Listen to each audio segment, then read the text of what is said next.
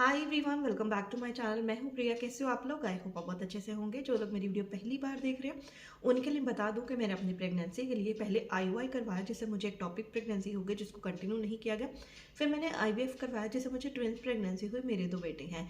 जो भी एक्सपीरियंस पूरे ट्रीटमेंट का वो मैं वीडियो के थ्रू यहाँ पे आपके साथ शेयर करती रहती हूँ। तो आज की वीडियो होने वाली है एचएसजी के ऊपर।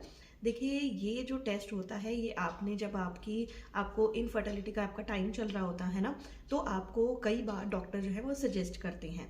और जिन लड़कियों के 2 या 3 आईयूआई फेल हो जाते हैं उनको भी ये टेस्ट सजेस्ट किया जाता है। तो इसीलिए मुझे बहुत बार इसका मैसेज आता है। तो मैं इसके ऊपर आज पूरी आपको डिटेल में बताने वाली हूँ ये कैसे होता है और इसका क्या क्या खर्चा आता है अब के टाइम में। ठीक है। तो सबसे पहले तो बता दूं कि ये वाला जो टेस्ट होता है इसको 2 तरीके से किया जाता है। एक तो किया जाता है एनेस्थीसिया के ऊपर, यानी कि आपको बेहोश करके किया जाता है, और दूसरा अगर आप नहीं बेहोशी में जाते तो नॉर्मल किया जाता है। तो ये प्रोसेस होता कैसे है?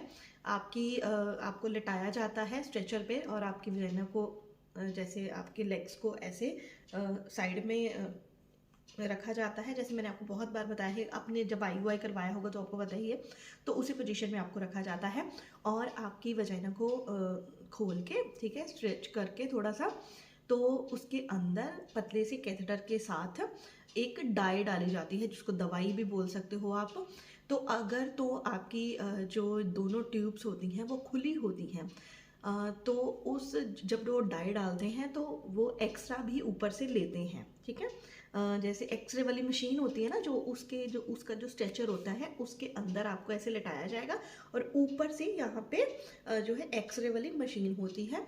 जब वो डाई जाती है तो ये सारा सिस्टम उनका लगा होता है। तो जब डाई जाएगी, अगर वो उन्होंने भेजनी है आपके अंदर, ठीक है, वजाइना में सॉरी यूट्रस में भेजनी है जो दवाई होती है, अगर वो दोनों साइड से, दोनों ट्यूब से वो डाई आराम से बाहर आ जाएगी तो ये माना जाएगा कि आपकी जो दोनों ट्यूब्स हैं वो खुली हुई हैं। अगर किसी कारणवश वो नहीं आती हैं एक साइड से, दोनों साइडों से बाहर, तो वो ट्यूब्स बंद हो सकती हैं, इन्फेक्शन हो सकता है, तो बहुत सारे कारण होते हैं। तो उसी टाइम पे एक्सरे जो है वो लिया जाता है ताकि वो उसको देखा जा सके। ठीक है। तो ये जो प्रोसेस होता है, जैसे मैंने आपको बताया कि 2 तरीकों में होता है। ये टेस्ट जो है वो पेनफुल होता है, तो इसीलिए आजकल के जितने भी डॉक्टर्स हैं वो आपको यही रिकमेंड करते हैं कि ये जो पूरे का पूरा आपका टेस्ट है वो आप एनेस्थीसिया में करवाओ। ठीक है। उसका जो खर्चा आता है वो आपको 6 से 7 हज़ार तक आएगा इस टाइम में एक अच्छे हॉस्पिटल में। ठीक है।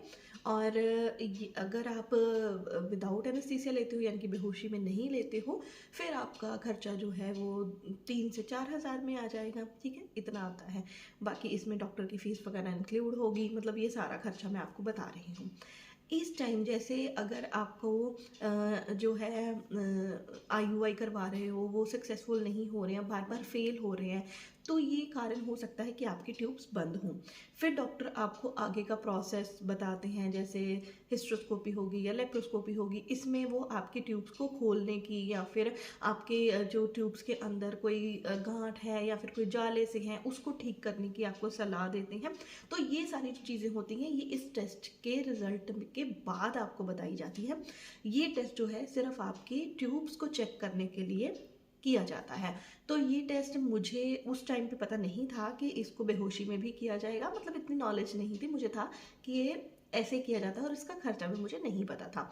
तो मेरी डॉक्टर, जब मेरा आईयूआई फेल हुआ था तो उसके बाद मेरी डॉक्टर ने मुझको नहीं बोला, जो जालंधर में थे उन्होंने मुझे नहीं कहा कि बेटा तुम आओ और अपना ट्यूब टेस्ट करवाओ। उनको बोलना चाहिए था, क्योंकि मैं काफ़ी टाइम तक फिर मैंने कंसीव नहीं किया और सीधा मुझे आईवीएफ करवाना पड़ा। अगर क्या पता कि मुझे पता चल जाता उसी टाइम पे कि मेरी ट्यूब्स ब्लॉक हैं, तो मैं ये जो मैंने देसी दवाइयाँ ये वो करके खाया वो मैं ना खाती, मुझे पहले ही पता चल जाता। क्योंकि जो आईयूआई है वो मैंने 2014 में करवाया था, और जो आईवीएफ है वो जब मेरा हुआ वो हुआ मेरा 2022 में जाके, जो मेरा रिजल्ट आया। ठीक है ना। तो कितना ज़्यादा गैप हो गया, और ऑब्वियसली यार फिर शादी को भी इतना टाइम हो गया है ना, और कॉम्प्लिकेशन भी बढ़ जाती हैं।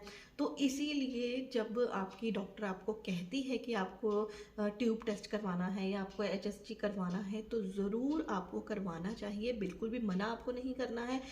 देखिए, ये जो मैंने पहले ही कहा कि ये जो सारा प्रोसेस होता है ये पेनफुल हो सकता है, तो इसलिए आप जहाँ पे इतने पैसे खर्चते हैं तो वहाँ पे मैं तो आपको यही सजेस्ट करूँगी कि आप इसको बेहोशी में ही करवाइए, ताकि आपको इसके बाद मतलब करवाने में कोई दिक्कत ना आए, है ना। क्योंकि उस टाइम कुछ लड़कियां हैं जो बिल्कुल भी मेरे साथ जुड़ी हुई हैं, जो बिल्कुल भी सुई तक नहीं लगवा सकती। देखिए, अगर आप अपनी बॉडी को इतना ज़्यादा सॉफ्ट कर लोगे, इतना ज़्यादा वो कर लोगे ना, तो आगे जाके आप डिलीवरी कैसे करवाओगे, क्योंकि उसमें भी फिर आपको रोज़ के रोज़ इंजेक्शन लगते हैं, सब कुछ है ना, होता है, समझते हो ना। तो थोड़ा सा ब्रेव बनो, कोई बात नहीं, इंजेक्शन वगैरह है लग जाते हैं तो इतनी दर्द नहीं होती है। जो दर्द होती है ना वो हमारी यहाँ होती है, तो इसको स्ट्रॉन्ग करते हैं तो सारा प्रोसेस अपने आप हो जाता है। इस टेस्ट का सारा प्रोसेस मैंने आपको बता दिया है।